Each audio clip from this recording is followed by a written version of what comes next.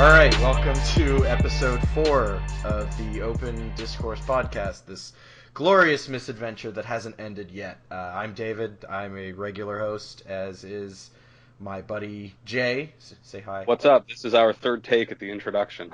Okay, thanks for pulling back the curtain.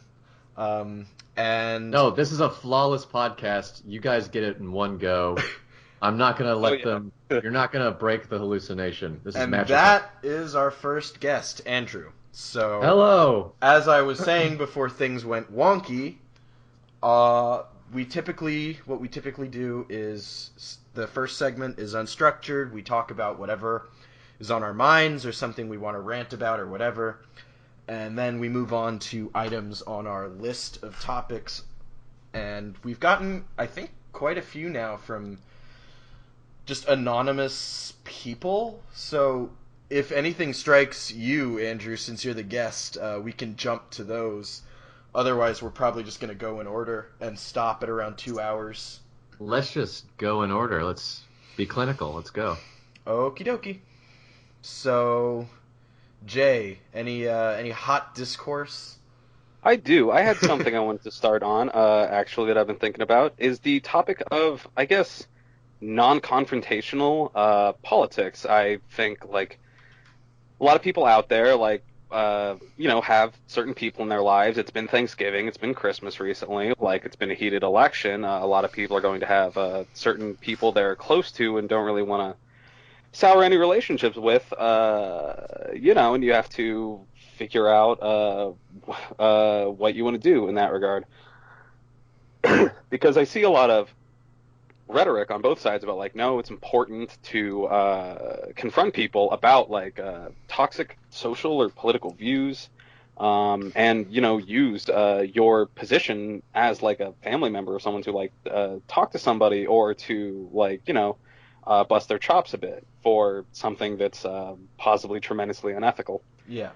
But there's, your natural aversion to doing so, not only because it's a conflict that you want to avoid, but generally, like, you first off don't want to seem like the person who has to start an argument about politics or something, then, because if you start confronting someone about it, then you're kind of the preachy one, and then it's there's no great way to approach it. And so a lot of rhetoric I see is like, no, you have to bite that bullet, you have to talk to your racist uncle about it, and whether he blows you off or not, which I would imagine is going to be 9 times out of 10, you just get blown off. You're that, like, yuppie liberal college kid. Unless they're like card-carrying, like, actual hate group members, they're probably just gonna, like, blow you off and say, "Oh, I'm not actually racist." You're being too sensitive. These political, it's just a joke. You political correctness. Yeah. You political correctness. Well, if I can speak to that point. Yeah, you're allowed to jump in. That's how this works. Fantastic. I'll be doing a lot of that because I like the sound of my own voice. But I was talking to a relative the other day. I'm not going to name names just in case, but I was talking to a relative, and we got into the topic about not necessarily political, but politically charged. We're talking about trans people, and we were talking about the relative I was talking to voiced a little bit of discomfort. We sort of naturally drifted to the topic one way or the other.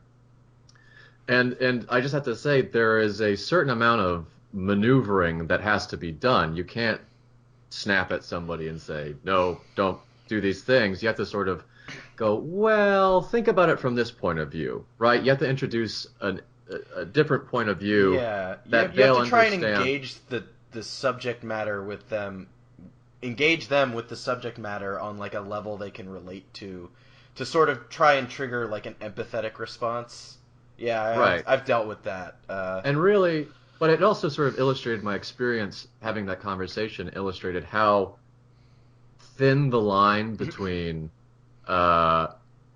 being polite to people and being, a good fellow citizen and being sort of an asshole, for lack of a better term, how thin that line can be, and how easy it is sometimes, or how little work you really need on certain occasions to tip someone towards the positive side, because most people just want to be good to one another. It's just that when they're encountered with something that they don't understand or they perceive as different, they don't know how to assimilate it into their worldview, and so they outright reject it. Yeah. You have to encounter those sort of contrary or those potentially, I don't know how to put it, but those, maybe hateful thoughts. I'm not saying this person was hateful, certainly not, but you have to encounter The those and say, potentially unintentionally harmful is that kind of what you're right, getting at. yes. And but you have to encounter them and say, well, it's actually what you think is odd is not really that odd or strange if you just think about it for half a second. You just have to walk them through. You Weirdly gotta take this enough, idea and like rotate it until it like fits in. Yeah. weirdly Right. enough, especially with the trans issue or with the gay marriage issue, though a little less successfully with gay marriage, I've often found the question, okay, so why do you care? How does this concern you? Like when discomfort comes up, and that's why I said it works a little less with gay marriage, but that tends to sort of throw Right. people, like when they're like, oh, trans people make me uncomfortable, and if you just go, well, okay, so why is that relevant?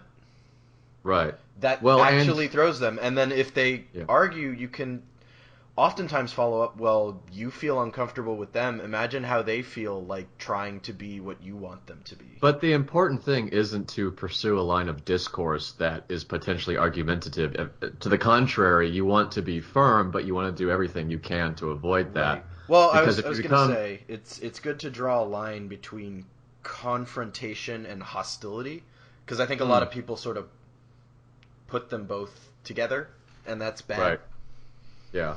I also want to say the conversation was also rewarding, not just because he came to see my way of seeing things on the issue, but he also later admitted that he thought Bernie would have won. So that made me extremely happy. Oh, that's a debate I still have with my parents. That was like some hands rubbing together gleefully sort of like joy I took from that. Anyway. Yeah. So we've talked about like the difference between like approaching someone and talking this out if you kind of want to like sway someone to what you think is like the like ethical point on something as opposed to being hostile about it. But there's also like an element to like of how hard you want to pursue something. Like you can be as empathetic and like thoughtful to the other person, but like if you like are just to what extent do you like feel that it's your duty or something to talk to somebody like this about these things and like as opposed to just I don't know letting them sort of be I guess Well, so so Right. kind of what you're it saying is how important is it to convince them versus like the potential strain on the relationship or like are they going to change their mind or not or stuff like that? yeah Well, I think it's more important generally to stand up for what you believe is right than to, hand wring about preserving a relationship.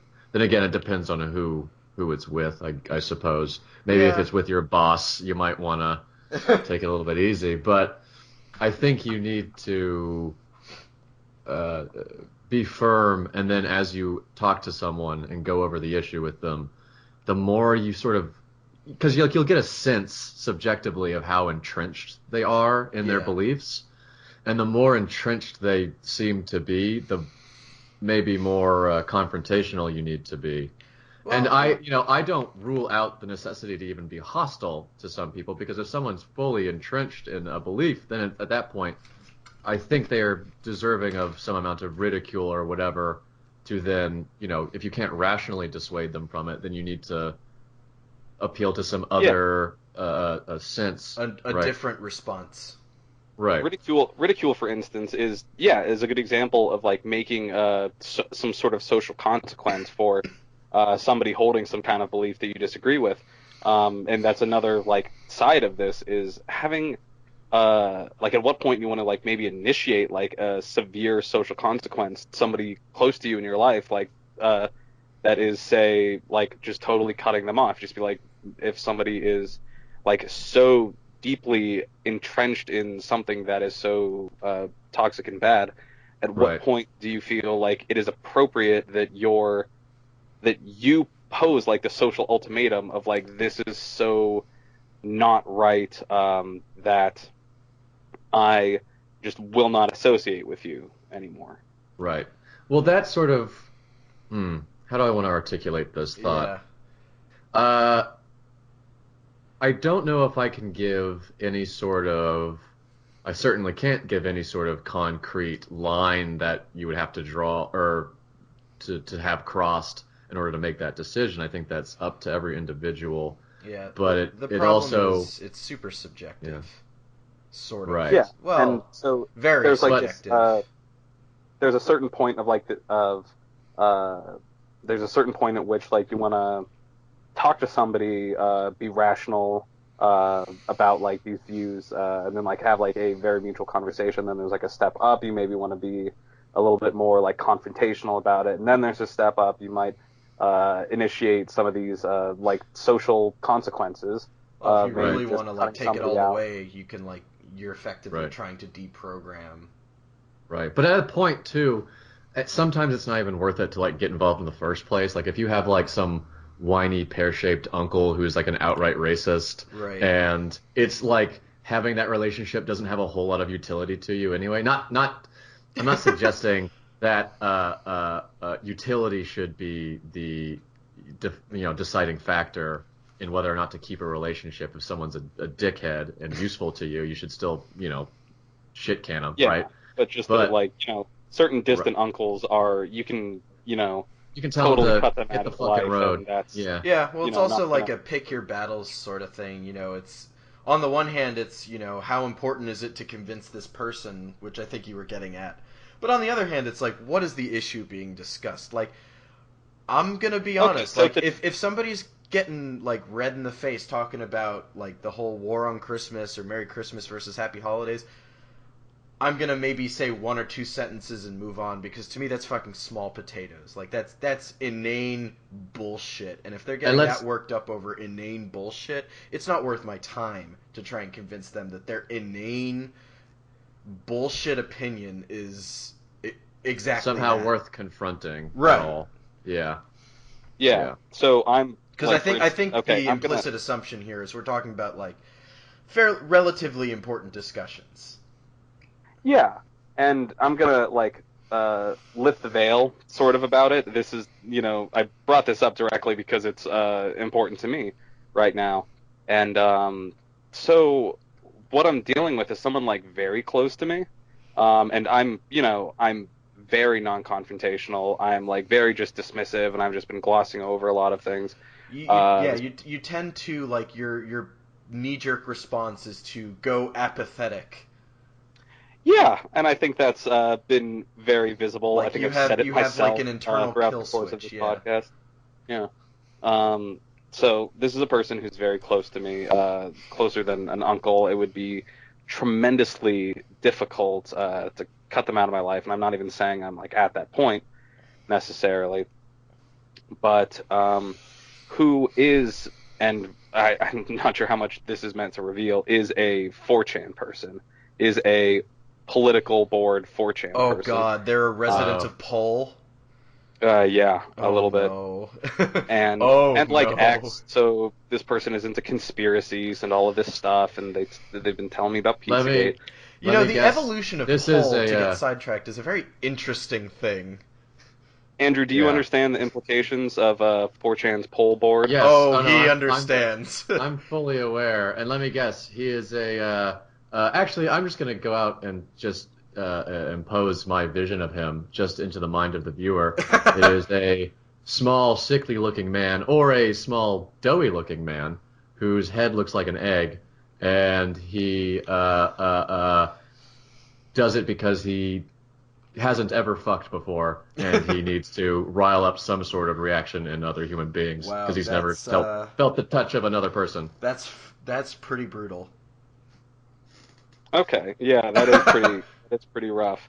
Wait, And did I've you and say? I Wait, hold, time out. Did you say he was a family member or this yeah. person? Oh, God damn it! I fucked up. So the thing is, I do not mean this as a call out thing necessarily. I think there's definitely like I mean, you there's don't have like to name anyone. I'm You've sort of. going way out of my way to not do that. I was gonna say Um, you've sort of I don't. highlighted the nature of the relationship. I think that's probably There's enough. there's a case for a big call out, but I don't want to do it because I love this person, and so this is why this is coming into a big conflict for me, and I don't want to hurt them at all. Yeah, well, Um, it's sort of the cost they benefit of pursuing the discussion versus the relationship. I just want and to I point don't out. consider myself like so political, so highly political enough that like that Yeah. I can do that to people in my life based on politics or something. But it just it gets the way this person talks gets to a strain on our relationship because they are so sorry, I have the flu. Emotionally and psychically invested in a lot of big conspiracies and like big huge like world game issues and stuff like Jeez, where Right. they're on it's the these new social world medias order. like on 4chan and stuff like just focusing on the tremendous like human tragedy going on in the world at any given time like and the war and the strife and like big concepts, big like global facts and stats and stuff that Right. to an extent that I think is unhealthy for an individual mind to process. Like all of this stuff Right. consumes a lot of ideas and a lot of information off of 4chan and stuff, and uh, clearly does not have a positive outlet with which to talk about it, as this person will tell me at the drop of a hat about huge political concepts or conspiracies or anything that they just Right. need to express. And I think that they should have a podcast of their own just to get it out so that it doesn't like leak through, normal conversation. I'm So I getting want to beside. pause. Just I want to pause to apologize for insulting family, but if this relative of yours turns out to be super hot, I'm going to have a whole lot of egg on my face after that description.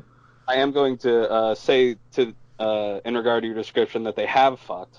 So they've fucked way more than me, probably more than I think Argument at least busted. me and Dave combined. But I can't speak to you, Yeah, Andrew. That was I can like sort of it's relate. like I rolled slots and I got 2 sevens and it just hit a cherry.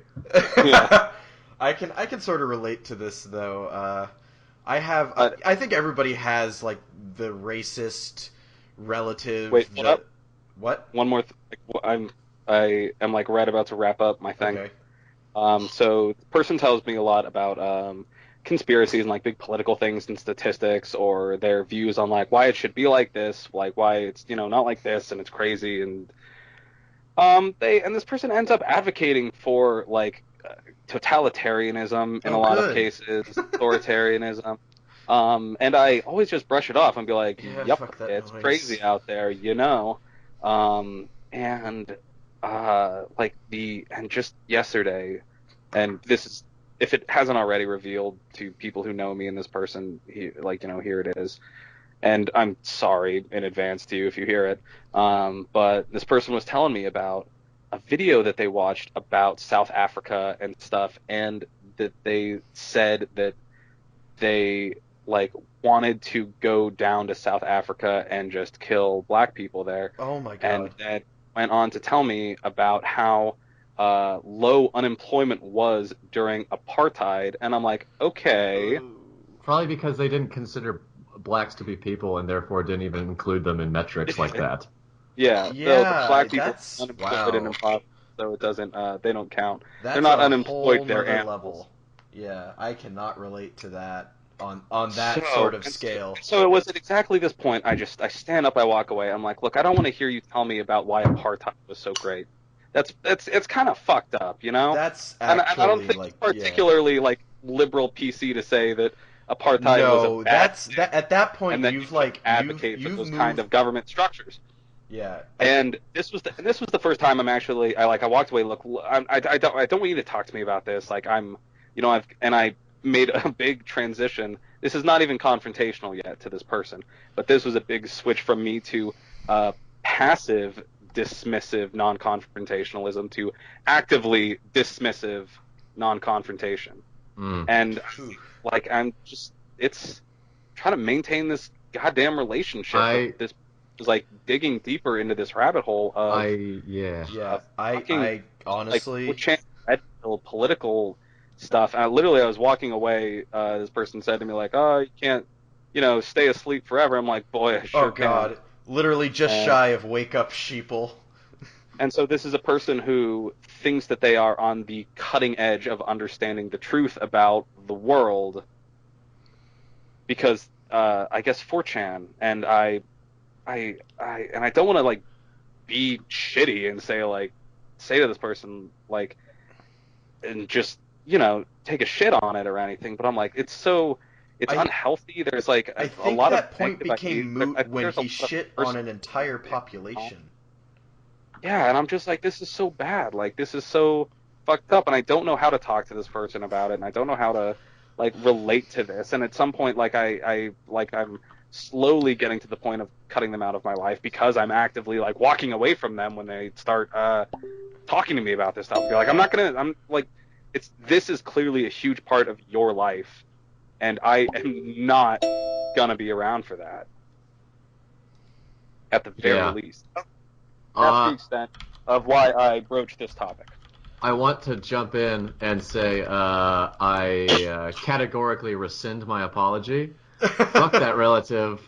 I don't know him, but I want to meet him in the ring for Kumite. I was gonna say this is like that's beyond like we were talking about context earlier. Like you've moved beyond like the realms of right versus left and trying to engage in empathetic discussion. Like that is genuinely like actively harmful.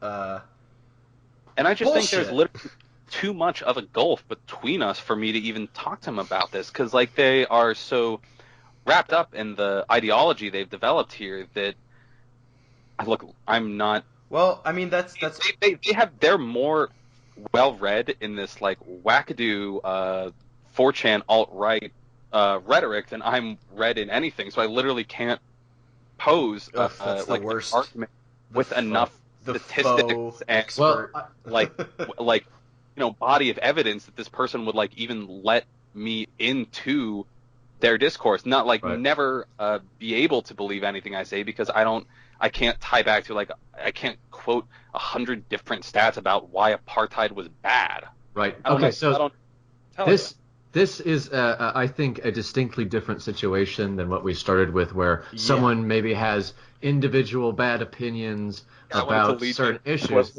Yeah, we were starting on the assumption that it was sort of an innocuous bad. Right, but it seems to be the thing is the difference is you can have bad opinions on certain things and be corrected, but constructed ideologies that integrate those sort of horrifying worldviews, those have to be categorically called out, and I think furthermore they have to be countered by strong or stronger ideology that is correct. Yeah, no, shit like that's got to be condemned. Like that's beyond what I think we assumed this was about before. Because like it's one thing to sort of confront a relative about like what they thought was an innocuous joke but wasn't, or an innocuous offhand comment and it wasn't.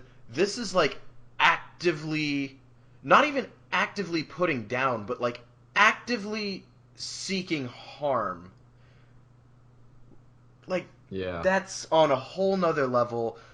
I think you're justified in wanting to walk away, but this would be the level where you try to create consequences, call them out, or just ridicule them. Like that's what I don't know. That's the only way I can think of to deal with something like that, aside from just sending a deprogramming fucking group person, however that works, into their home and send the vans around to just snatch them. Yeah, just like a whole deprogramming thing. Just Jesus. Yeah, someday liberal Obama's America, they're gonna get the PC death vans to come up and the PC death squads. I'll meet his ass in the gulag. I'll do it. Yeah. So like my whole point in this is like I would love to resolve this in a way that involves talking and like sharing and hopefully get them on a path to at least viewing the world in less of such a dark pit of despair, because along with all of this rhetoric, this political and social rhetoric, comes just this really just grim understanding of humanity, I think. And it's clear, knowing this person, that it's really tearing them up inside. They've been dealing with a lot of strife, like a lot of depression, and I want to help this person because I love this person, and I'm not equipped to actually sit down and talk to them about this political stuff, and I am going to have to I literally can't imagine it be emotionally healthy if the consequence that I try to impose is being socially ostracized by your immediate family. It's not good. That's not I mean, that becomes maybe a necessity thing on my side, but it's going to be even less healthy, and I just don't know how to approach this. Well, This I mean, that's kind of how cults work, and this kind of ideology works like it's dogma. It works in a similar way as a cult. You start finding ways to isolate people from dissenting views, and you're the only ones who are correct, and it sort of snowballs from there. And when people sort of ostracize or condemn too harshly or in the wrong way, it can cause them to sort of feel validated and to dig in. And I know that contradicts what I said earlier, but it's tricky. That's really all I have to say about that. Also, the issue with ideology is that if you cut them off, their ideology has sort of a release valve for that social pressure to say, oh, you're the other, you're my enemy, and so forth, Yeah, and they're I can totally imagine the things like, you're just another drone, you just want to stay asleep. Right, but the thing is, sheep, you're the one that's brainwashed, and I'm like, man. So I'll give you my evaluation. Brainwashed, but holy shit. Right, my evaluation is that I'm not trying to go and this person is in no position of power or anything. I'm not worried about I'm worried that this person in the next 5 or 10 years or something is going to commit a hate crime if this continues developing as it is. Right. Jeez. Well, here's the thing. I think again, in the one case, you can be disapproving and argumentative with single opinions, but with ideologies have to be defeated and killed. And so you have to identify the weak points. And as I said, I think the best way to do that is to come in with a stronger ideology, whatever that may be. I mean, don't be you need to. And he has a very reactionary ideology, it sounds like, and you need to counter that with a similarly robust, counter-reactionary, revolutionary ideology. Because a simple liberal ideology, well, I don't believe personally is strong enough or enough rooted in the rhetoric of actual, physical resistance to those sort of ideas. Right, to hold water against it. Because after all, in this last election, we've seen that sort of mindset come to rise to the surface. Right, it's not, maybe it's in the mainstream now. Right, it's acceptable to have those opinions, and right, we see it out in the they've been validated. Yeah, they've been validated, and so it has to be. You have to have a very forceful response to deconstruct their ideology. Well, not just forceful. And I don't think with this I don't think liberal ideology is the solution, because I think in this last election cycle we've seen a repudiation of that. Yeah, well, that's kind of what I was going to get at. Modern liberalism is bullshit. Was that you sort of have to, because what liberals, speaking as sort of a collective, which is fairly inaccurate, but what liberals did in this election was they, rather than approach and confront intelligently, they sort of just used a blunt instrument where a scalpel was needed. It's like Andrew said earlier, you have to find the weak point and start from there. Like a logical inconsistency or something along those lines that you can take as a starting point to sort of sow that first seed of doubt, and then sort of categorically just go through and break each misconception down. Right, and I think I have a piece written that's sort of on this topic. about why that will go up soon, I'm sure. Yes, About yes. why liberal ideology is ill-equipped to counter reactionary ideology, right? In my personal opinion, I believe you need because you need to counter strength with strength. That's the whole reason for that sort of mindset. It's because it's very strong, it's emboldening, whereas the liberal mindset is very, you dole out everything to everybody, everyone gets their fair share, and so on and so forth. But you need to counter it with a different ideology of strength, which I think, and now let me divulge to the reader what my political leanings are, with a revolutionary, perhaps socialist, Marxist, very analytical ideology of strength and solidarity, and in your community, right? Yeah. I think that's the way to counter that, and I think that's going to win every time because it unites people against an exclusionary ideology. So I think I think I'm going to move along to either you or me next, Andrew, because we're for time purposes. But Mm. I think the thing I would add as an addendum to that, and you may think I'm wrong, would be I think what you're calling liberalism, I would call American neoliberalism, which is Yes. sort of Yeah. just the Democratic Party, which at some point sort of became more or less the same as the Republican Party, and they moved Correct. very much to center right, but they sort of kind of hold the desiccated corpse of classical liberalism up as a shield every time Right. they're met with criticism. And I think one of the good things of That's the good imagery. that has come up that's come from, I think, the horrible election is that we're finally starting to see people wake up to that fact and start to dismantle it. And granted, there Right. are still plenty of apologists out there, and I don't think that'll change anytime soon. But No. the discussion I've had with people is, I often will say, oh, I think Bernie Sanders would have stood a much better chance than Hillary Clinton against Donald Trump. And He would have wiped they'll the say, floor well, against Trump. you'll get one or two responses. One is just a flat out, I don't think so. He couldn't win the mainstream, which is a flawed argument for reasons that I don't feel like going into right now. Or Right. you'll hear, well, but he moved things too far to the left.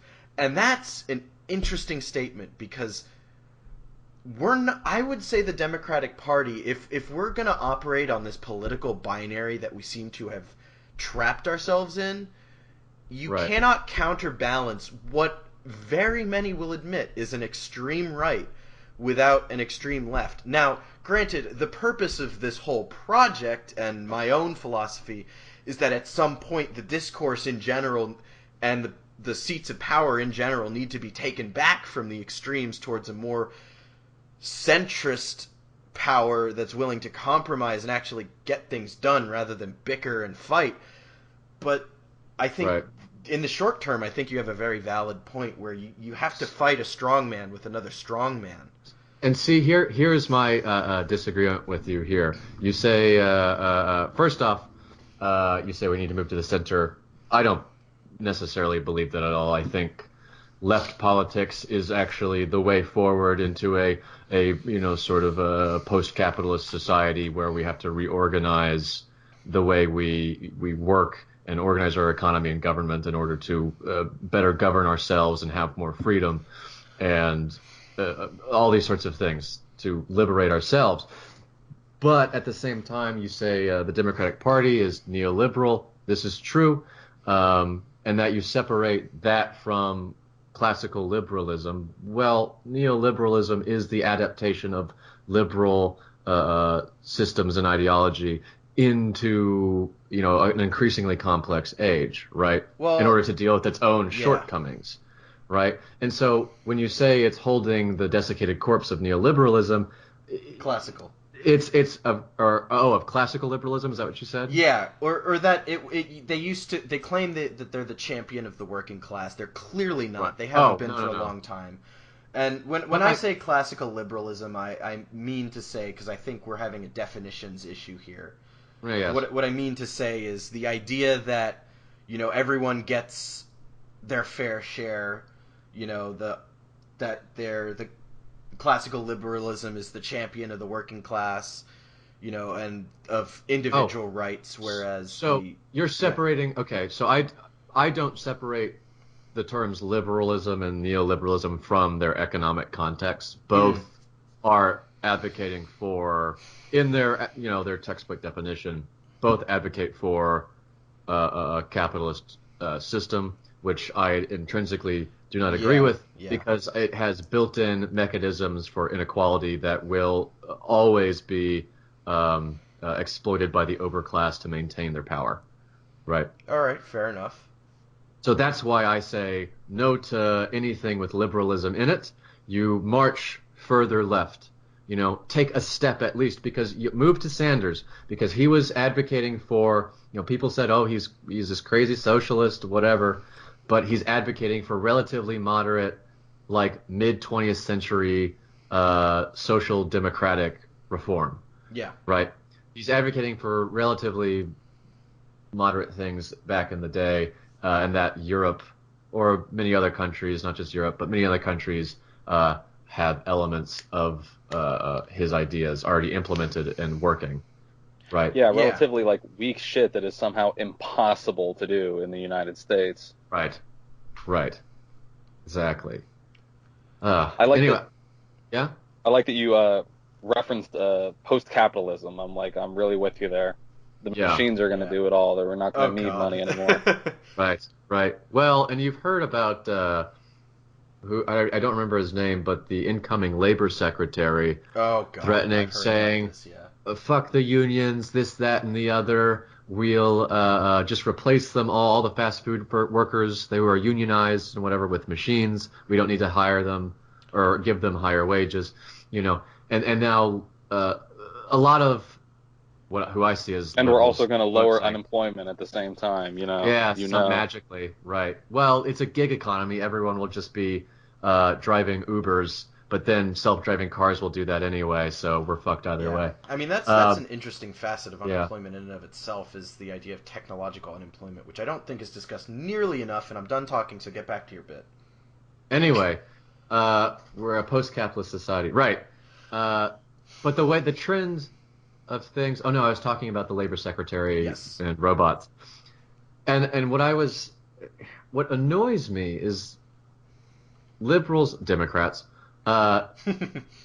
namely like Hillary-clinging Democrats, who are often already in a professional class, and really don't have that much of a stake, like materially, maybe. But that is sort of an oversimplification, and I know it. But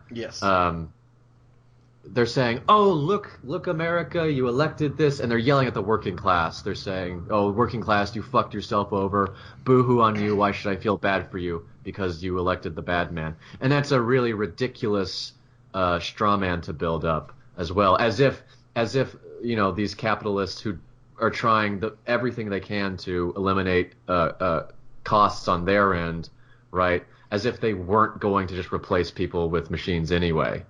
Right. Well, so it's this really crazy, like, victim blaming.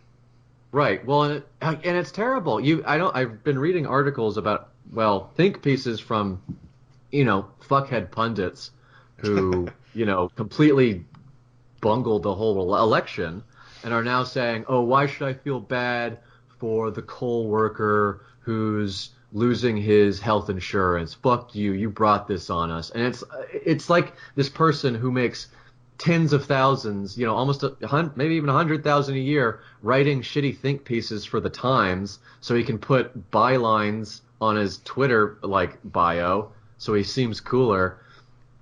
Like, what stake does he actually have in all of this that he should be that upset and not empathetic? Like, I think that whole attitude is indicative of the Clinton campaign, where it was, this is a coronation, you're lucky to be a part of this, we're going to have the first woman president, it's going to be fantastic, hooray, hurrah, and everyone was sort of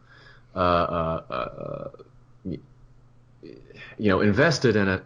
All of the pundits, at least, that were on Clinton's side, they were invested in it, and they thought, well, this is going to be a great victory for the American people and for government, and we can,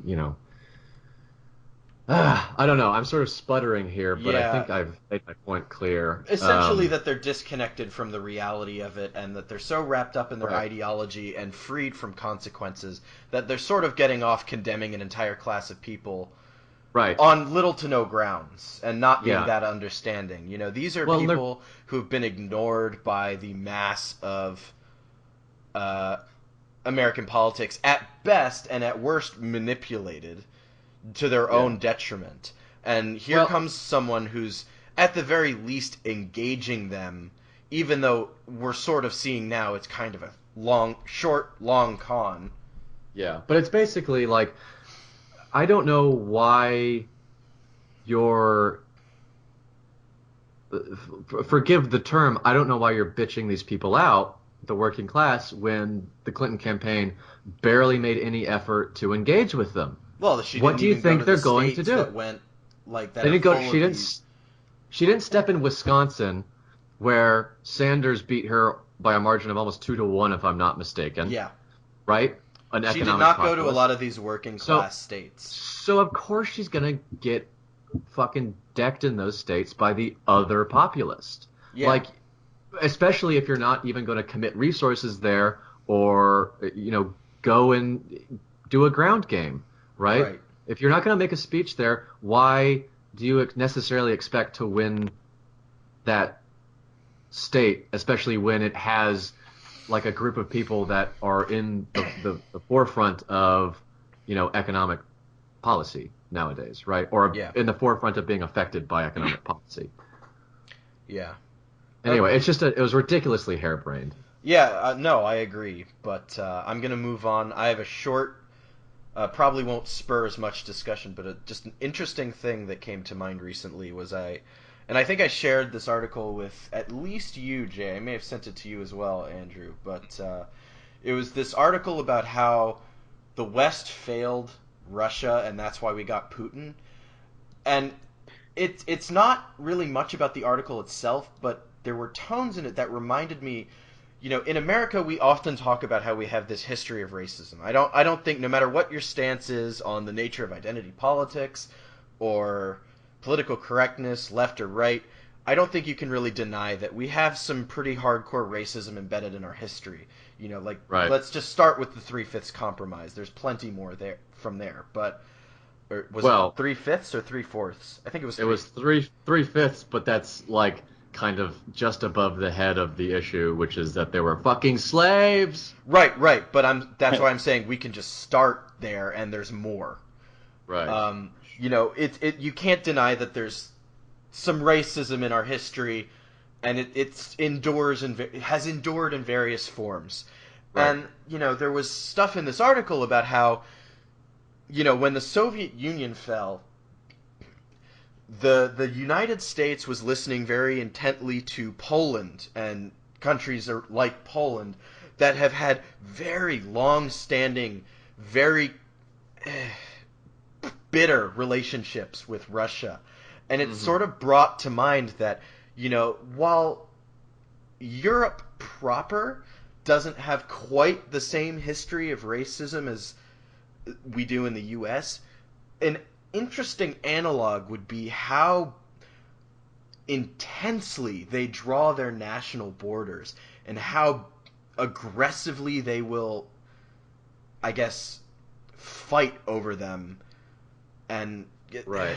I'm sort of sputtering out as well there, but right. But that's a real long historical reason for that, right? Those are just like centuries old grudges being played right. out. But that's That kind at the of same why time, yeah. the geopolitical context there is much more complex because the United States is bordered by what, two countries that are also large and have very obvious borders? Yeah. Whereas Russia is bordered by like a couple handfuls, right?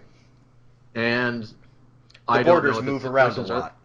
Right. And through history those borders have moved around a lot, right? And right. I'm not saying the context is different. I'm just saying it's an interesting analog in terms of we have our racism, they have their national identity. Although interestingly enough, we're starting to see that now with the divisions between, and what some people are calling like the fundamentalist population of this country, and like, the coastal city dwellers, stuff like that. It's interesting how we're sort of seeing battle lines being drawn in the U.S. in a not a the same way, but in almost a comparable way, where you get these different identities. And granted, in this case, it's, you could almost call them different national identities if you were to say, take the America in the mind of a Christian fundamentalist and pit it against the America in the mind of, a city dweller from Philadelphia, for example, and you get two very different nations. And that's kind of what I'm getting at here, is that, that is an interesting historical analog, and that, it doesn't necessarily match up 100% with racism the way it does in the U.S., but I see what you mean. Yeah, I see what you mean there. Interestingly enough, though, we are sort of getting those warring nations of the United States of America. But what I was originally getting at was that, Well, I mean, that's always been the case through our history too, because we Yes, literally it had has. a civil war that was split along, Mason-Dixon regional line, lines. basically, yeah. Right, and that never changed, right? Right. Because you have the Civil War, you have Reconstruction, you have an African American diaspora, two urban cities. Urban cities end up more liberal, right? Yeah. More civil rights, or how am I? Yeah, I'm not articulating it completely well, but They move away from... I sound like I'm intonating that black people, civil rights, and that's like really simplistic. But there's, there's a more complex dynamic going on, because they're also centers of industry and unions, and it's cities tend to be less homogenized, Right. and so they become these melting pots that of tolerance and progressiveness. Yeah. And so that's how you end up where we are now, right? Yeah. Well, the interesting thing is, and what I was originally getting at, and we've sort of veered into a much more fascinating direction, I think, in terms of just the ideological divides of America as compared to, the national divides of Europe and Western and Eastern Europe. Yeah. But what I was originally getting at was, it sort of, I find it to be an interesting comparison that, in the U.S. you have white supremacists, and that you have groups that are organized white supremacists, and in Europe you have that, but on the same scale as you have white supremacists in the U.S., you have national supremacists in Europe, all parts of Europe, and in more modern historical times, like, and this is speaking from like mid to late 1900s, they've sort of integrated that sort of white supremacy, which is where you get the whole idea of white nationalism. But I don't think they integrated it later on. I think it was always there. It's just that they didn't have a very rooted population of integrated, a different race. I mean in the sense that they sort of coincide, in the sense that national lines in Europe, just because of the history, they tend to coincide with ethnic borders as well. Okay, and gotcha.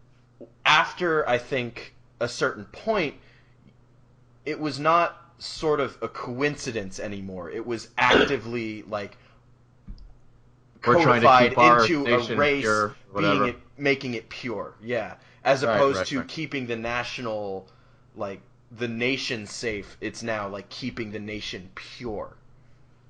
Okay, I see. Yeah. And so there's parallels there. I can see that. That's kind of what I'm getting at. I think it's also too, sort of which one is put in front of the other. In Europe, maybe it's nationalism at the top, and then racism is below that, but informs the nationalism. Whereas in That was a really bad breath. Whereas in the United States, what is on the forefront, what we see more often or was more talked about is racism, but that is maybe also informed by notions of nationalism. I'm probably not one before the other. It's probably a sort of cyclical feedback loop, right? And that's Yeah, probably true in both places. It's just what is more historically, relevant. uh, yeah, Yeah, that's an interesting yeah, point. Yeah, relevant. I don't know. Any words on that, Jay? You've been silent. I'm still here. Yeah. We've been talking about the difference between, uh, like I have to prove that I've been listening. Um, like white nationalism and white supremacy, and I think like I've been thinking as you've been differentiating between like America and like European countries and stuff. I think there's like I guess there's not enough like need for nationalism in the United States because not only has the United States been like Mr. Big Top Country, Mr. Global Superpower for like a good 100 years, um, but that there's not so many countries in direct proximity. But I would say I would sort Does of that make counter sense? that claim. It makes sense, but I would counter the claim that because you made the statement that nationalism isn't that big of a deal here, I or I it's think not I like guess it is. I mean, it's not like we don't have USA's number one right, all over the place. I think it's just right. I don't know. I guess it's more normalized. It doesn't seem like an extreme thing to think that That's true. America is like best country. Right. Well, I think that's also because we're, It's like the needless to remnants of say, Cold we're War sort of, but propaganda. we're sort of isolated from other nations, right? We live in a very vast nation, right? Yeah, There's only yeah, two other countries right next to us. It's relatively difficult to get into those nations.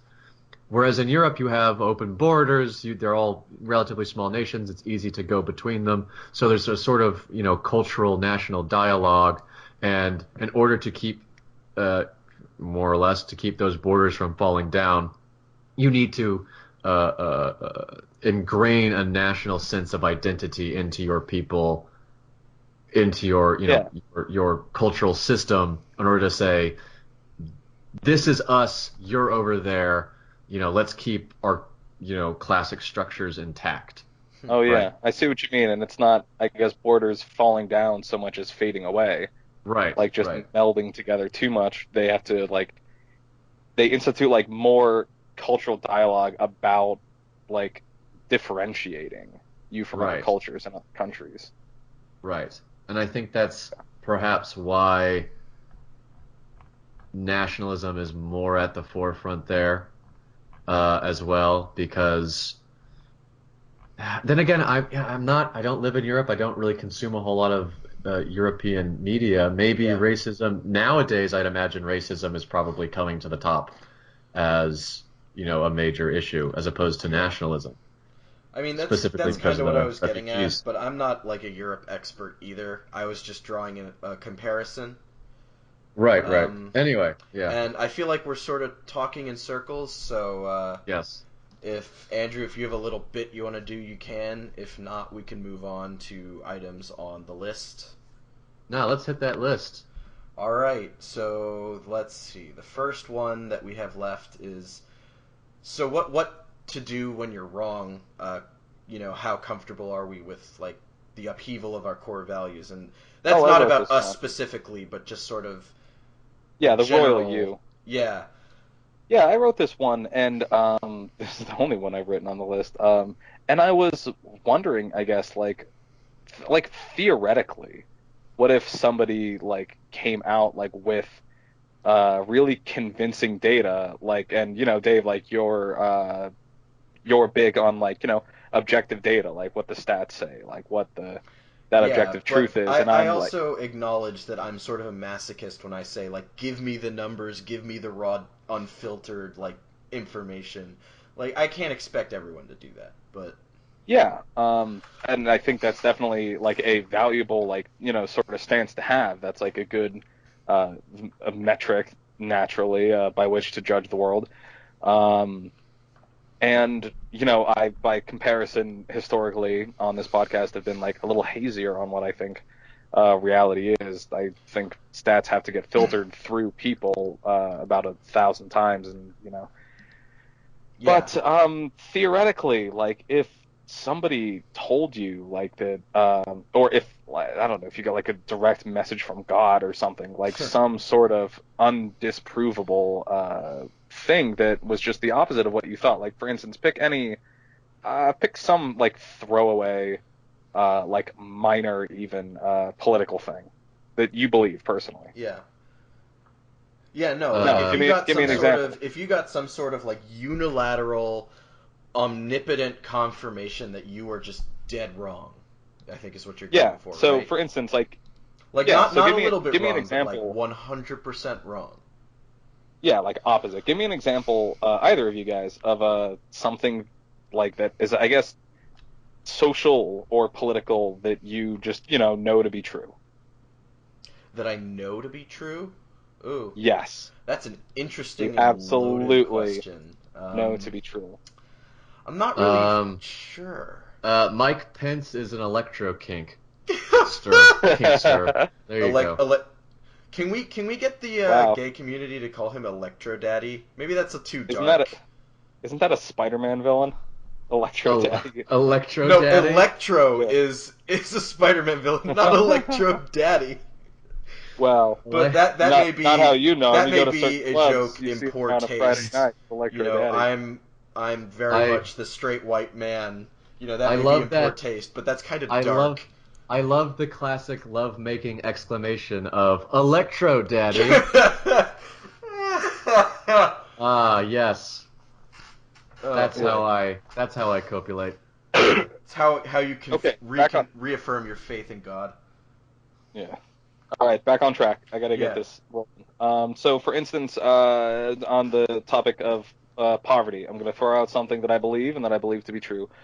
People are beset upon by social, political, and economic factors baked into the structure of our society that puts them into situations of poverty and then traps them there, makes it immensely difficult for them to escape, despite any amount of hard work and willpower that they try to put into escaping poverty. So you're basically saying phrenology is real. Phrenology. And that certain races have weird skulls and they're intrinsically unable. Like, what if that happened? Like, all of a sudden, was like, yeah, it's right. Yeah, we looked over it's not the system, it's the people. Colonel Rhodes. Right. Yeah, oh my God, I'm like a white guy, and I'm literally going to dig my own grave in the contextless sentence of what if theoretically someone was able to prove to you with perfect scientific accuracy that actually let's just say white people are shitty. Okay. Yeah, because technically that would still prove the premise that the races are physically different and differently capable. White people are necessarily predisposed to violently subjugating others. Yes. That's a good one. Oh God, the problem is I don't hate that enough. That's the problem. It's kind of like I can kind of buy that. Well, no, I find that to be distasteful. I appreciate you guys trying to drag me out of the own grave I'm digging, but the hypothetical question, and for God's sake, internet, please, this is in the context of here. Wait, I'm gonna stop you. Rather than pose hypotheticals, let's talk about times where we found out that we were dead wrong. So in the first time we recorded, I admitted to you that Donald Trump changed my mind, proved to me that I was dead wrong about the existence of rape culture, whereas I had previously considered it to be something of a mischaracterization and exaggeration of an unfortunate reality for women. The fact of his political definition of rape culture, though. What? That was like the dead definition of rape culture, though. Like an unfortunate reality, but whatever. Okay, well, what I mean to say is that self-destructive steering wheel away from me. But I think I see where Dave is going for this. Like, Donald Trump led by example to prove the existence of rape culture. Right. Yeah. Gotcha. And I was sort of, I wouldn't say I didn't believe it, but I was skeptical in that I was like, oh, well, the moving goalposts, the definition of rape is nebulous sometimes, and sometimes it's rape and sometimes it's not, and 1 in 4 seems like a lot, blah, like all that kind of stuff. And then here comes this man who has been recorded and documented doing all these things, and not only are excuses made for him that he then repeats to others, but people are willing to look past that and forgive those Right. things he's done and said. Forgive and him more, so fully that even he becomes beyond the even president. beyond that is that now people are emulating those things. And to me, all of that was just okay. I was completely wrong. Gotcha. Okay. That's what I'm getting at. Yeah. That's a really good example. Oh my God! I swear to God, when that bus pussy grabbing video came out, my roommate told me like, "This is it. This is the end of the Trump campaign. This is what's going to bury him." And It I almost thought, was. no, he's already like managed to blow off so much. I would be surprised if this was the thing that killed it. And of course, it didn't. And it is like incredibly shocking that like the rape culture that like not only allowed that to happen, but then like that allowance reinforced it like tremendously. Well, yeah, it should have killed it, but like yeah, that would have. I don't would know. have sunk most other campaigns. It would have sunk literally everybody else in history prior to this motherfucker. Well, not in history, but probably every other current politician. We've had maybe some like pretty Roosevelt or something heinous could talk about like characters in U.S. history. Yeah, Andrew Jackson was probably, if somebody said like, yeah, Andrew Jackson was like a huge rapist, I'd be like, what little I know about Andrew Jackson. Like, is, and this is completely getting off track now, is that I think it was one of the Trump apologists, probably Rudy Giuliani, was like, oh, this is just like Andrew Jackson. Like, he was saying that like a good thing. I was like, that's not a good thing. Yeah, it's like he killed a bunch of natives. Oh, boy. Yeah, Let's Andrew do the Jackson Trail of Tears, Act 2. Yeah. Anyway, what do we do when we find out we're wrong? Yeah, and I'm starting to think... you want to believe the truth. I'm starting to think I'm sort of, like, abnormal in that I'll see something like Trump and go, okay, you know what? I was wrong. Rape culture is very, very real. But the point I was trying to get to this is like intellectually, we of course like we would love to think that we're all rational enough to be like, well, them's the facts. I guess I'm wrong and I'll take that in stride. But I think like I imagine like I would fight it or something like, or I would deny it or like that's the natural human reaction, right? I don't know, like to tie it back to this dude I was talking about earlier, like who believes, this person who's close to me that is involved in like, has consumed a tremendous amount of like weird, funky conspiracy theories or something. They talk to me about it like I'm just still in the Matrix and they're flying around like me. And I'm going to draw back to the Matrix metaphor a million times because red pill became a household term in the last year. God. Wow. And no. I don't know how to like I don't know, to believe something so solidly that like I know is just like wackadoo or something. Well, okay. Yeah. Here's a hypothetical sorry, I don't know where I'm getting at with this. Here's a hypothetical for the both of you. If something like, I don't know, if something like, because this dude tells me all of this stuff that like this is true. There's documents here, like there's this and that. There's all of these conspiracies, and I know that if like I read enough of it, I would believe it, and then maybe it's true and maybe it's not. I don't know. Like, I've gotten on this before. Like whether or not something's true, I think, in my experience, is less impactful to your life as whether or not you believe something to be one way or another, whether or not the truth says something's one way or another. Right. And that's what I've talked to Dave about a lot, is that Yeah, because your Jay's very worldview and big on your like the whole like death of objectivity concepts. Mr. Subjectivity. Right. Well, And- okay. Here's the thing though. There are different situations for dealing with being wrong. In Dave's case, it was I figured out I was wrong, that this group was actually experiencing oppression in this way, and yada yada. That is something you can very easily integrate into your own ideology, right?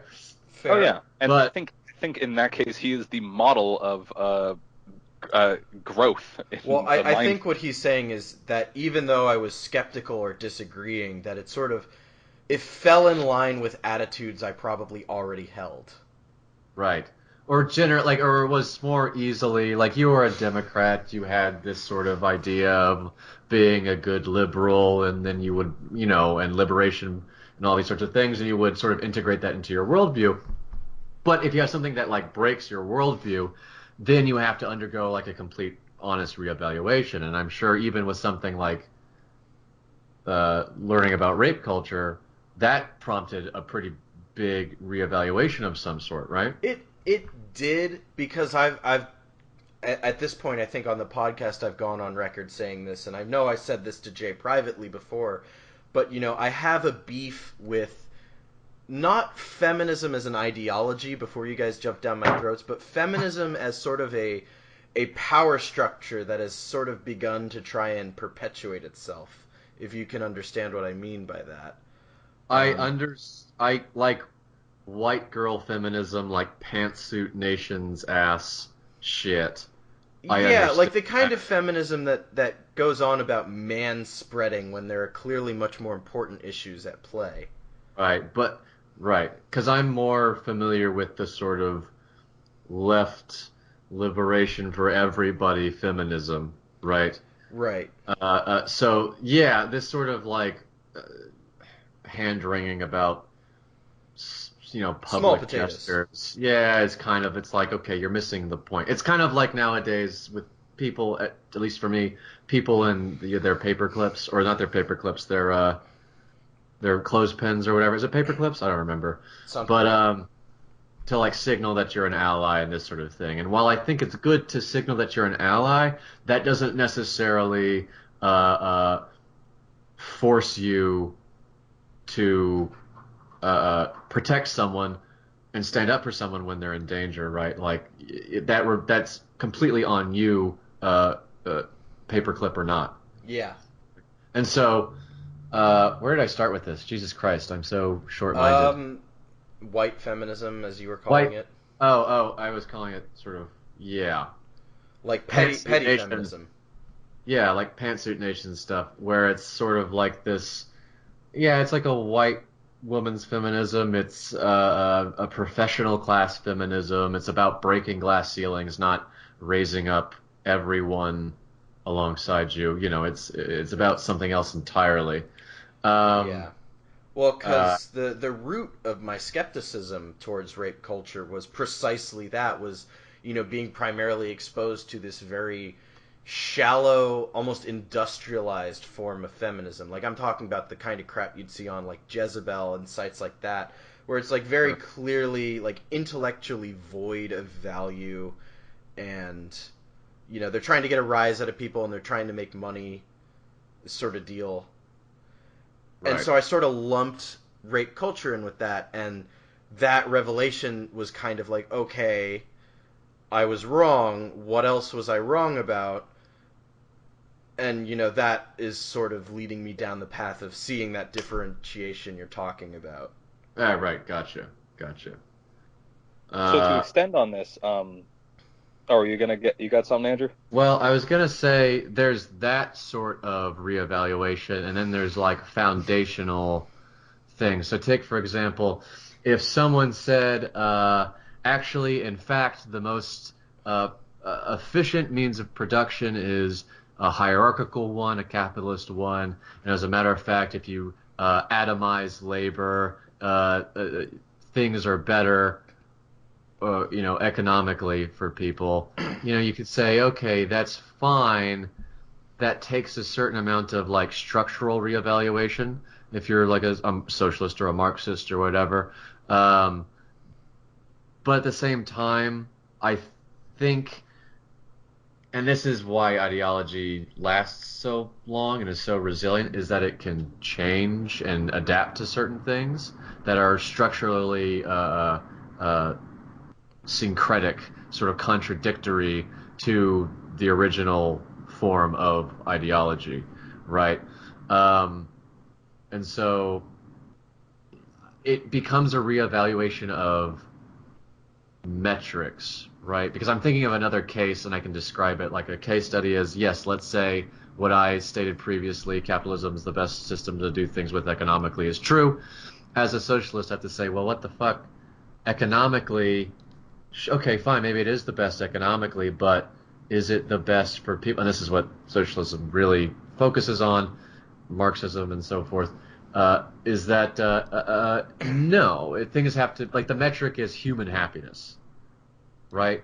So I think it's, you either have to distill down to what your actual goal is and take a look at something and say, or what your actual, like, your principles are and say, okay, is there another way of synthesizing this into my thought process or another way of approaching this, right? Yeah. Because everyone's going to take, an earth-shattering revelation or whatever a different way, right? And so I don't. Again, this is like we're copying out and saying, hey, oh, it's subjective and so on and so forth. But I think the real idea is that you have to take something as true if it is absolutely true, but everyone's going to sort of bend their ideology around facts, right? I'd agree with that. That no one is gonna like unilaterally do a complete 180 on their worldview at the drop of a hat. They're Even more if it's likely to do a foundational to their 90-degree turn at best, maybe 45-degree turn. Right, right. But yeah, Yeah, I mean, I'm a little buzzed right now, so I maybe didn't explain I'd, the whole. I'd agree with that. I'd also say, the problem with posing this question is it suffers from that inevitable thing that happens when you start posing hypotheticals, which is, well, we all say we do this or that, but when it actually happens, what do we actually do? And memory is also a fickle thing, so Right. I don't know that there's actual like a natural conclusion to this line of thought. But unless either of you have any more to say, I think we can move on to the next topic, perhaps? No. No, I mean, yeah. No, I don't have any more ideas. No more topics. No, we're not moving on. I'm done. We're We're staying getting here. one answer. We're gonna buckle down. This This is our all one Okay, topic episode. So yeah. I think, given how much time we're at here, I'm going to have to apologize to whoever it is who threw in all these very interesting topics into our document, because we're only we'll going to get to them sooner or we'll, later. We'll get to them soon-ish, I hope, but we're not going to get to them yet, because... Want to tackle real quick, number 5, Jeb is a mess. Yeah, Jeb that's is a waste. Is that you? Oh. Was that you? that wasn't me. in there. I put that in there. Oh, okay. I knew it was one of you, because I'm like, that could be either of them.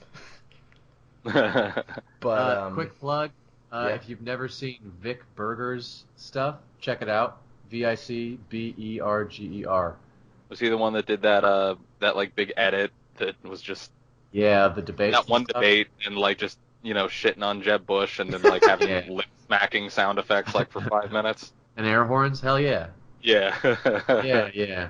So if you haven't seen fascinating election it's been. go check that out. Yeah. yeah. God, this has really been an election for memes.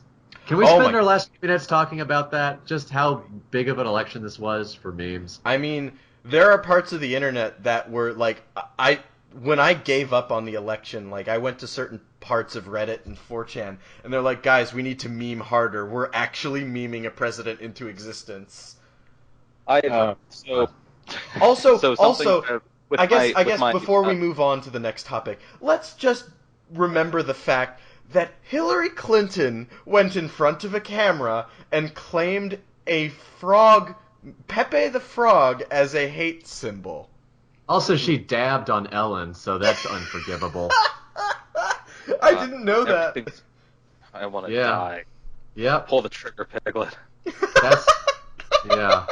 I think about that every day. That's memes. Okay, so my guy, who I've talked about probably kind of disparagingly throughout this podcast, Yeah. unfortunately, also is a big believer.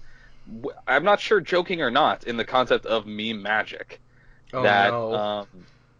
there are certain just generators of public discourse or something like the weird theoretical power that 4chan has to sway the world in certain ways. Oh, God. By memeing that, as Dave said a second ago, they memed a man into office. They memed a fucking cartoon character into office. Yeah. So, and that is like, well, it's more fundamentally, I think memes are a distillation of groupthink, and once you have that distillation, right, it's something to anchor to, and sort of identify yourself through, right? You know what I mean? Yeah. Am I? Yeah. It just seems like another tool that you invent for yourself, like an idea tool that you use to spread your I guess it's like an idea virus. Whatever. Yeah, I mean that's literally what a meme is. Yeah. Exactly. Well, that's where the phrase. Or it's a replication unit. It's a replication unit of ideas. But Yeah. anyway. But yeah, it's like a viral packaging for a thought. But we can talk more about that, I guess, if we have time. But next on the list was something I put there, which I thought was an interesting trend I noticed, which is like the interesting dynamic, I guess, between the cycles of power and the political spectrum. So, and this is sort of mostly just drawing from my memory to do this, but I'm sure you could extrapolate this back pretty far. But during the Bush years, we had a right-wing actual conservative Christian in the White House and a conservative Christian authority in charge of the government, and that bred a radical left. I know some small segments of the internet are saying it sort of evolved into this whole SJW regressive left stuff. Sure, you could say Hell that. yeah. Love that shit. But more to the point, this radical left then sort of came into power in the Obama years in terms of not only was a leftist in the White House, if you want to call Obama a leftist, which I think most people would. To a degree, you're making ha noises, so I'm sure you have things to say about that. I'd also disagree with the idea that, well, okay, I guess your definition of leftist is true. They came to power, sure, yeah. Yeah, so the left was the American left, I guess, as defined by the Democratic Party, came into power, and this sort of authoritarian left sort of piggybacked onto it. And then after 8 years of that, we've seen the rise of the alt-right. And what I've noticed here is that when a group comes into power like this, they sort of take on these authoritarian anti-intellectual tendencies, and then a reactionary group springs up on the opposing side and points these things out along with their own along with their own nonsense. Let's not paint the alt-right as any sort of hero here. They're fucking bonkers for many reasons. Right. But these fringe groups spring up in opposition, and then they come into power, and they take on these exact qualities that they've essentially came into existence to call attention to or to fight against, this authoritarian anti-intellectual tendency. See, I don't think... I sort of disagree with the notion that, liberals came to power and started to become really authoritarian. right? I think in the sense that you're implying, at least. I think because if that's true, if the other side always pops up and sort of is either or one side is placated and the other is incensed and rises up or whatever, right? To like form reactionary blocks. I think over the last 20 years things would kind of end up awash. No, we wouldn't be in the situation we were in. Well, I'm not I saying progress doesn't happen. It's an interesting pattern I've noticed. But you have a good point there that if this right. were like 100% the truth, nothing would get done because it would just be a perpetual ping pong game. Right. But I think I mean yeah. I mean I understand. I get your assertion that there are reactionary groups to whoever's in power naturally. I think that's just the nature of democracy if not entirely encouraged in democracy, right? Yes. The Well, our discourse democracy. kissing your fingers mwah, must be held sacred and you have to continue it, right? You can't just fold in. Anyway, uh, but I think the idea that just liberals being in power was the reason that we have the alt-right today, I don't necessarily buy that. I I mean, it's think more those nuanced than are, that, but yeah, I'm making a well, generalization. I will go in the other direction and not be nuanced, but I think it's more a manifestation of honestly decades of sort of policy being made, economic policy being made that does not benefit certain groups of people. They feel disenfranchised, and who's always there? The goddamn Nazis. Yeah. And they shut off power. This is what I was saying about ideology and having to fight power with power. They're present. They have a powerful ideology that trumpets uh, the personal strength of you, the overclass, you who are with us, Yeah. and that's pleasing to people, and it's just the American left, instead of being left alone as much as the far right has, right? I think it's been sort of actively, intellectually, politically quashed, right, and dismissed. And so there isn't even the sort of like silently complacent environment for real left revolutionary sentiments to rise up in Hmm. mass, right, and be seen in the streets and in rallies so much, right? It's happening now because we've just had this election. We've had the last 4 years of, Obama blowing up Yemeni weddings and Yeah. approving oil pipelines. But yeah, I just think you have conflated the current historical context of both being sort of present in some sense right now and clashing with that having always been to some degree the case. I mean, it has, but not Well, at the what level all of. you're saying is that there's more context to this pattern I'm pointing out. Yes, yes, yes. That, okay, yeah, that the alt-right is this sort of forward momentum of the undercurrent of racism and, modern events or current Right. events. But, the same thing could be said of the Bush years where you have this momentum of civil rights that had been building up, uh, and that, you have this Christian right that's in power, it's in the position of cultural authority, and so they sort of rise up. And now, granted, I'm not making. I should not pretend that these two things are equal because I don't want to compare actual card carrying racists with people who seek equal treatment. Right. But I'm trying to also illustrate what I've seen to be a pattern, if Right. that makes sense to the two of you. Sure. And I think you're right about the alt-right, but I also think it was a rejection of sort of this. And I really want to find a better term because I hate the term SJW because it implies social justice is bad. It's a pejorative term. But everybody knows what the archetype of a social justice warrior is, correct? Yeah. So Right. the Sure. alt-right is sort of a repudiation of that, almost. They hate the idea of safe spaces, no matter what form it takes. They hate. Oh God, I'm blanking out. But they are the anti-social justice. And when I say social justice warrior, well, I mean that the sort of archetype where it is authoritarian, where they're saying, the government needs to say,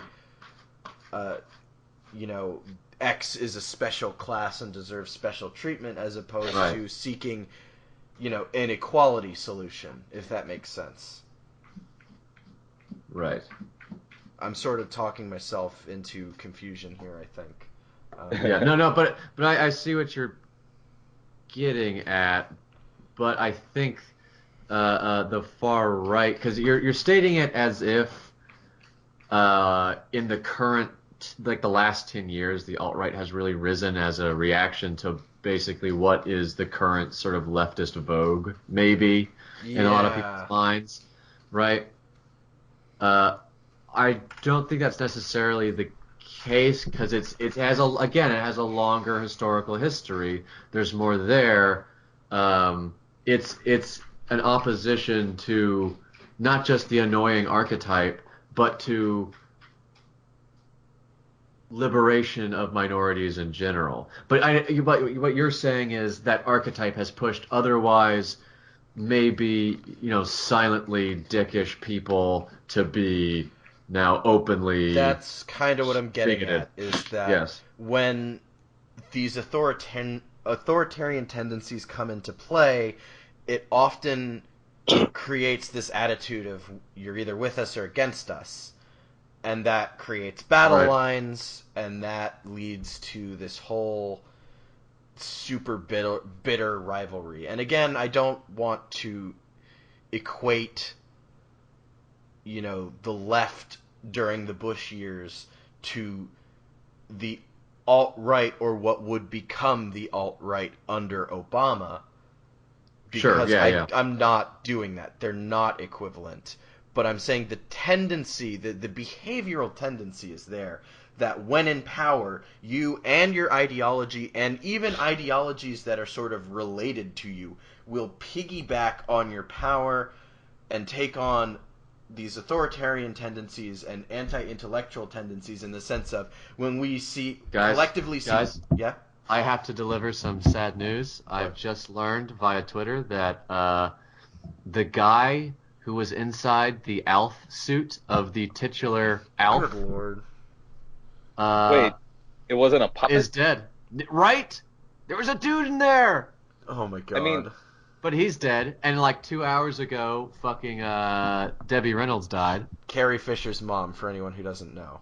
Yeah. Which, do you think that is like... Parting shots from 2016. That's my heartbreak. It's not done with us yet.